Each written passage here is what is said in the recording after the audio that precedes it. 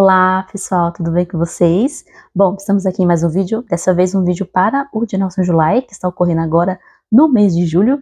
Então nesse vídeo eu quero conversar com vocês sobre os protagonistas masculinos da Jane, né? Eu vou fazer um ranking aqui, saindo do que eu menos gosto para o que eu mais gosto. Enquanto eu estava escrevendo o roteiro do vídeo, eu escolhi também alguns outros critérios, além do meu gosto pessoal, né? Como leitora, como fã da Jane Austen, etc. Né? Então, para este vídeo, eu fui em 3 critérios. Então, o primeiro deles foi a questão do gosto pessoal, não é mesmo? Então, aqui vai também ter muita questão de opinião minha, né? Particular minha, da Juliana, tá, gente? Então, opinião essa que não está cravada em pedra, que pode mudar ao longo dos anos, que mudou ao longo dos anos, como eu vou comentar com vocês aí, conforme eu vou falando, não é mesmo? Porque esse ranking que eu vou fazer pode te surpreender um pouco vocês, tá certo? Talvez vocês que são leitores mais casuais da Jane Austen, ou então para vocês que apenas leram 1 ou 2 livros dela. E aqui, gente, esse ranking não é o intuito de dizer pior ou... Não é isso, não é para falar que algum deles é pior que o outro, não. É apenas uma brincadeira, né, pra gente ver aí, medir os nossos gostos, porque essa questão de ranquear alguma coisa tem muito a ver com gosto mesmo, nem sempre é objetivo, tá? Então vai gosto, vai opinião, e obviamente isso foi um critério forte aqui para eu fazer esse ranking. O segundo critério foi a questão do arco narrativo, tá? Então, o arco narrativo, praticamente todos os personagens da Jane, os protagonistas, né, assim como as mocinhas, né, assim como as protagonistas, elas têm um arco narrativo, né, uma história, né, uma questão ali que eles precisam se entender, que eles precisam resolver ali, tá? Muitas vezes tem a ver com a protagonista, né, com a mocinha da história, mas muitas vezes não, né? Então, às vezes é uma coisa que é algo pessoal deles, é algo que eles precisam ali resolver internamente, não é mesmo? E também algo externamente, né, que aí vai incluir também as mocinhas da história, as nossas protagonistas queridas, Elizabeth, Emma, a Eleanor, enfim, para citar algumas aí, tá certo? Então, o arco narrativo deles foi um critério forte aqui para eu fazer esse ranking. E por fim, o último critério também que eu escolhi foi o carisma, né? Então, assim, vocês vão perceber que a lista vai do menos carismático também pro mais carismático, na minha opinião aí, como eu falei a vocês, que não está gravado em pedra, pode mudar também ao longo dos anos. Eu peguei os 6 protagonistas de cada livro da Jane, e então vamos começar do 6º protagonista, que está em último lugar, tá? Tadinho dele, eu fico com dó, mas assim, em 6º lugar está, então, Edmund Burton, de Maceo Park. Então, gente, vamos lá. Maceo Park é um livro difícil, é um livro que não é, assim, tão fácil. Eu, particularmente, não acho um livro que seria uma porta de entrada muito boa para qualquer leitor que quer se aventurar a ler Jane Austen. É um livro que eu gostei muito desde a minha primeira leitura, e conforme foi passando o tempo, foi um livro que eu cada vez gosto mais, eu cada vez aprecio mais. É a minha leitura agora para esse de Nelson July. Em breve eu vou estar aqui, né, gravando um vídeo para vocês para falar sobre esse livro, né, que falta conversar sobre essa história maravilhosa. Mas assim, o que me atrai mais na história é justamente o arco narrativo da Fanny. O arco narrativo da Fanny Price é maravilhoso. Toda a jornada dela de autodescoberta, de encontrar a sua voz, de encontrar o seu caráter, de entender quem ela é de verdade. Eu acho isso fantástico, sensacional. Tudo que está acontecendo em volta dela ali. Então a história gira mais em torno dela. Enquanto que o Edmund, a gente tem um arco narrativo sim dele, que é ali a sua questão da sua ordenação, a questão da sua paixão pela Mary Crawford, que a gente sabe que, né, vai ter ali os seus percalços ali ao longo do livro. Gente, só lembrando que eu esqueci de comentar no começo que vai ter spoilers aqui dos livros, tá? Então cuidado aí, se você não leu os 6 livros, tá? Então fiquem atentos que eu posso acabar revelando algumas coisas que pode ser aí um spoiler bem grande do livro, tá bom? Então fica o aviso aí. Mas voltando aqui ao ponto, o Edmund, na questão do arco narrativo e na questão do carisma, o Edmund, ele não passa nesses meus critérios, porque ele não tem muito carisma, ele se destaca muito na história, então ele sempre fica ali, mas ele realmente é um coadjuvante da história, né? Então, assim, eu posso me arrepender de falar isso no futuro, talvez com a minha releitura de Maceo Park, será que eu posso mudar de ideia? Talvez, mas eu acho difícil, tá? Eu já tô em pouco mais de 50% da minha releitura de Maceo Park, e até agora a minha opinião se manteve essa, né? Então, o arco narrativo dele eu acho pouco fraco, assim, não é uma coisa, não ocorre uma mudança muito grande no Edmund. A gente não vê o Edmund se apaixonando pela Fanny, né, entendendo que a Fanny seria uma companheira para ele muito melhor do que a Mary Crawford. A história do Edmund se encerra de uma forma muito rápida, muito abrupta, né. o que não dá pra gente se importar muito com Edmund, na verdade. A verdade é essa, né? Eu gosto dele, sim. Acho que ele é um excelente par pra Fanny, sim. Ele e a Fanny fazem um par bonito, fazem um par ideal, adequado, né? Diferente da Elizabeth, por exemplo, que a gente tem todo um arco narrativo da Elizabeth, todo um arco narrativo do Darcy, que a gente vai conversar mais daqui a pouco, não é mesmo? Mas o Edmund não. Então ele quebra a cara com a Mary Crawford. Mary Crawford não era nada daquilo do que ele achava que ele era, que ela não era adequada. Ele tem algumas visões erradas a respeito dos Crawford, a respeito da própria Fanny também. Tem momentos que ele passa a não entender a Fanny, mas aí, quando chega lá ali no ápice da história, quando chega no momento que a coisa tá pegando ali, a gente não vê o Edmund se impondo, o Edmund mostrando quem ele é de verdade, né? O Edmund defendendo a Fanny, por exemplo, ele faz muito isso no começo do livro, mas ele não faz tanto. Então, assim, ele é muito apático em certos aspectos. Eu acho ele mais apático do que qualquer outro protagonista da Jane, gente. Muita gente também fala que não gosta do Edward, já vou falar do Edward, mas o Edward, ele, diferente do Edmund, ele mostra para que veio. O Edmund não, o Edmund é muito mais apático em certo aspecto, em questão de atitude, em questão de mostrar ali para os seus familiares que não é bem assim que a coisa anda, por exemplo, com toda aquela questão do teatro, ele acaba cedendo à pressão dos seus irmãos, dos seus primos, então ele acaba cedendo muito à pressão da própria família dele, então isso... O que me deixa com gosto amargo na boca em Maceo Park é o Edmund, gente. Eu não sei, eu ainda não consegui entender direito o Edmund, na verdade é essa, até agora não. Eu vou procurar aí, talvez, outros textos. Eu gosto muito de ler textos de crítica literária, vamos ver se eu encontro algum aí que me ajude a entender o Edmund. Mas o Edmund, pra mim, é um personagem muito apagadinho, assim, então eu não sou muito, assim, afeita dele, não. Mas, enfim, tá em sexto, ele tem seus méritos, ele é um homem que tem ali o coração, tem um coração bom, ele entende as qualidades da Fanny, mas falta um pouco de sal. Mais sal no Edmund, né? Então faltou um pouco isso nele, por isso que ele tá em sexto lugar. Em quinto lugar eu coloco, então, o nosso querido Edward Ferrars, de Razão e Sensibilidade. Eu vejo alguns fãs da Jane, principalmente em outros países, né, na Inglaterra, Estados Unidos, na Austrália, falando que não gosta muito do Edward. Eu gosto do Edward, não é assim meu favorito, mas eu gosto dele. Eu acho que ele, em questão de arco narrativo, o arco dele é muito interessante, porque diferente do nosso querido Edmund, que a gente comentou ali mais cedo, o Edward, ele também passa por essa questão de pressão familiar. Então, para quem leu aí Razão e Sensibilidade, sabe que o Edward, ele estava sendo pressionado aí a fazer um bom casamento, ele estava noivo de uma moça nada a ver com ele, e nesse entreveiro todo apaixonado pela Eleanor, não é mesmo? Até que a gente acha que, né, que ele é meio apático, que ele é meio apagado, mas aí no final do romance ele surpreende a gente, né, tomando a firme decisão de que eu vou me casar com a Eleanor, não quero saber. Desfiz o meu noivado com a Lucy Steele, não é mesmo? Eles se separaram.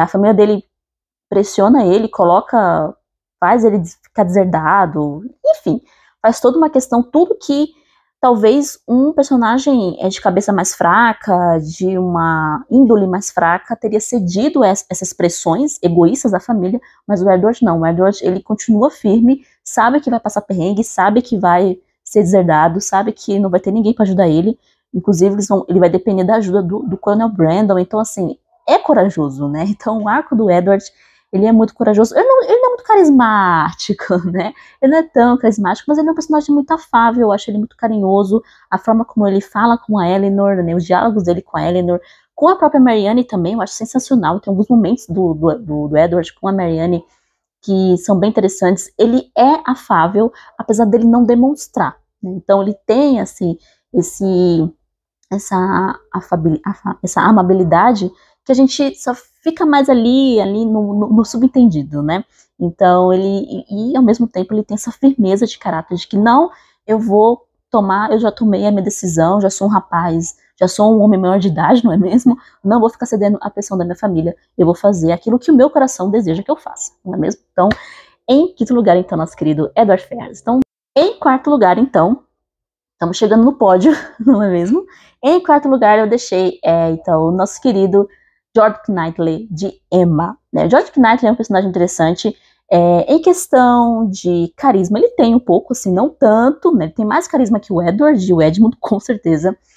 Mas ele não chega a ser mais carismático que os outros protagonistas que são no pódio, não é mesmo? Mas o George Knightley, ele é um homem que é a definição clara de um gentleman do século XVIII, não é mesmo?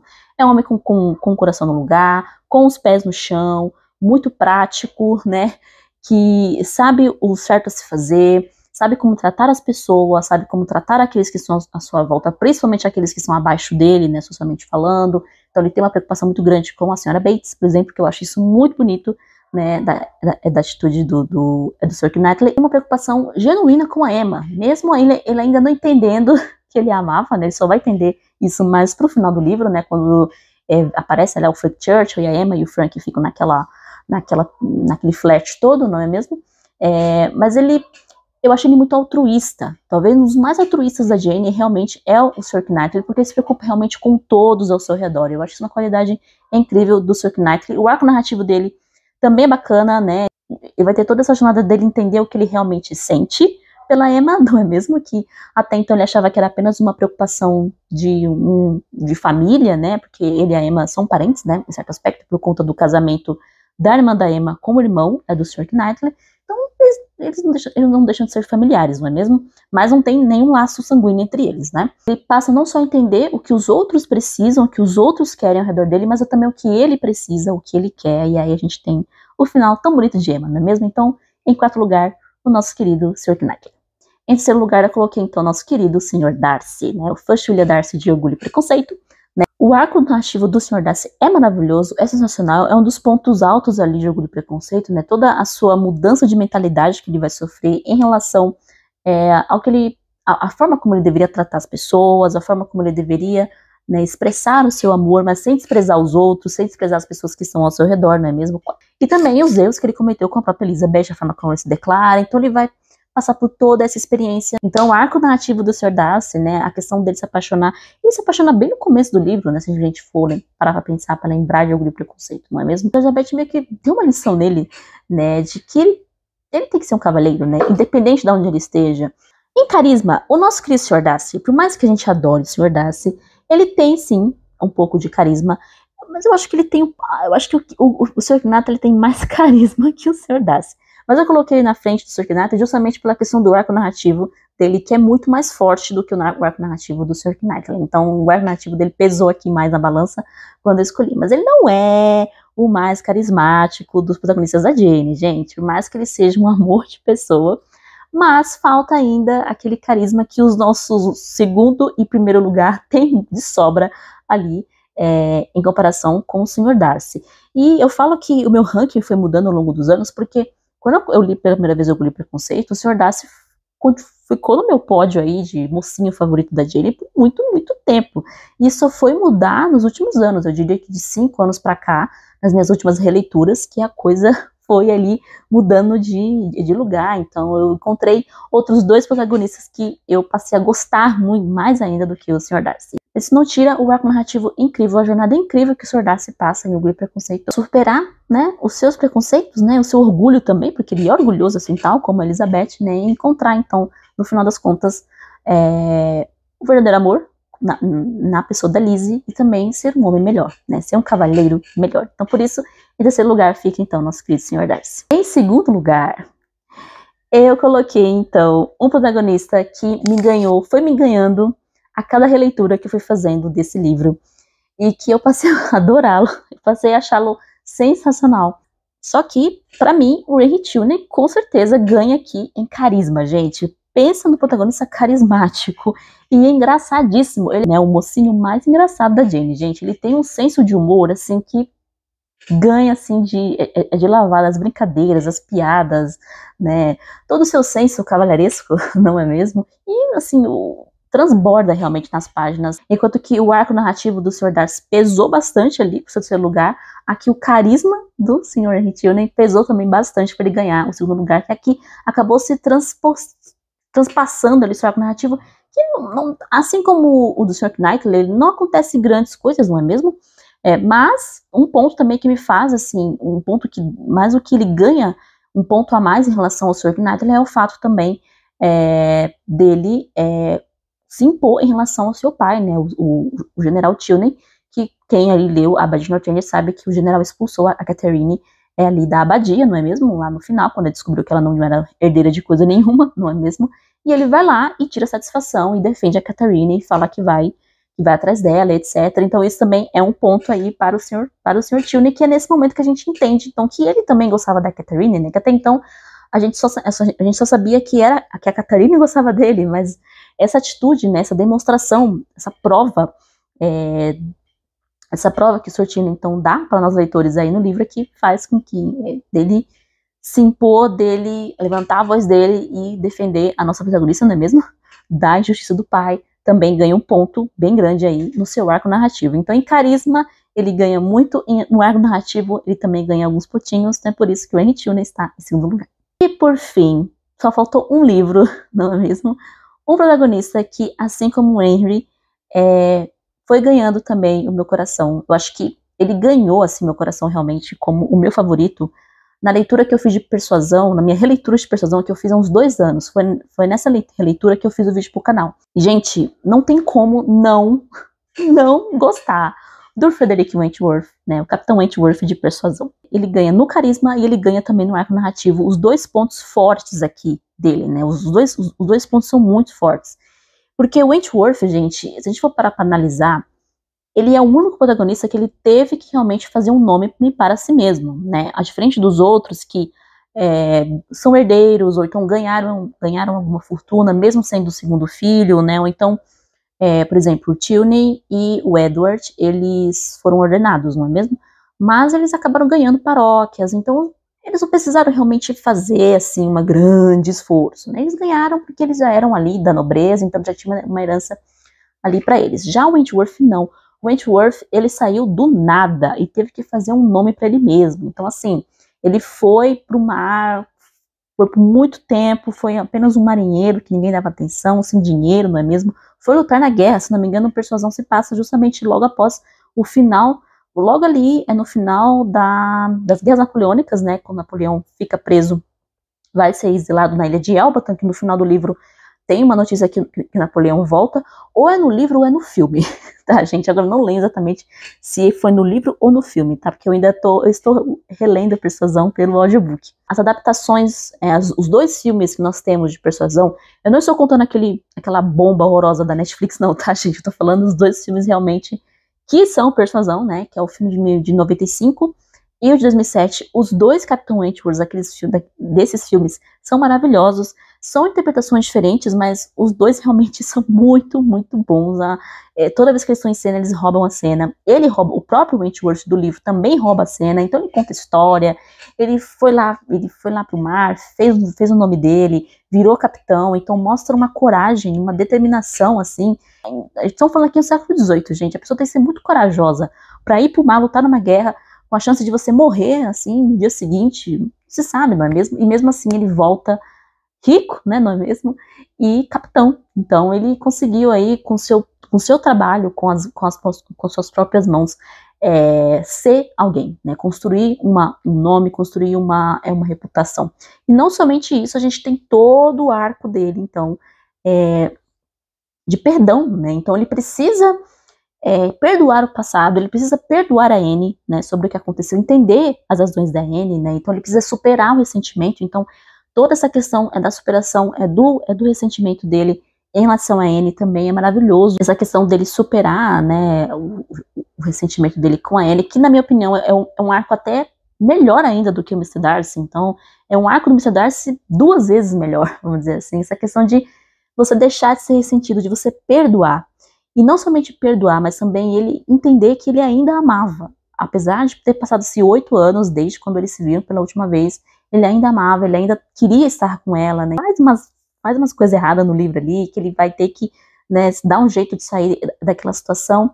E sem contar, gente, que a carta, aquela carta de amor maravilhosa, a carta que ele escreve para Anne no final de Persuasão, ali nos últimos capítulos, pedindo perdão, pedindo para que eles pudessem ficar juntos de novo, aquela carta emblemática, sensacional, só aquela carta valeria, então, esse primeiro lugar, né, porque ele foi corajoso, porque ele e a Anne já não eram nada ali, nós não tinham nenhum relacionamento, então, ele é um pouco impulsivo, essa impulsividade fez com que ele ganhasse, né, sua reputação na marinha, que ele virasse capitão. Essa mesma impulsividade fez com que ele tivesse esse flerte, aquele flerte irresponsável com a Louisa Musgrove, não é mesmo? Que ele foi salvo pelo Gongo. Mas a mesma impulsividade vai fazer com que ele escrevesse ali no calor do momento, né, o calor das emoções dele, né, quando ele estava ouvindo a conversa da Anne com o Capitão Harville, ele escreve então a maravilhosa carta em que as coisas finalmente entre ele e a Anne vão se resolver, e o arco do Capitão Wentworth também se fecha. Então assim, é maravilhoso a história, o arco narrativo do Capitão Wentworth também é muito carismático ali, também com os diálogos deles, com os outros personagens, são sempre muito, muito interessantes, todas as cenas que ele está, ele chama atenção, ele é interessante, ele se destaca, né, de certa forma, e também o seu arco narrativo é maravilhoso, tanto quanto, né, o seu carisma como protagonista. Então, por isso, Capitão Wentworth é o nosso campeão aqui, é o meu protagonista favorito da Jane, né, protagonista masculino, e merecidíssimo primeiro lugar. Bom, gente, então é isso, esse é meu ranking, é dos mocinhos da Jane, não é mesmo? Então é isso, gente, eu vou ficando por aqui, eu vejo vocês então no próximo vídeo, beijo pra vocês, e até mais.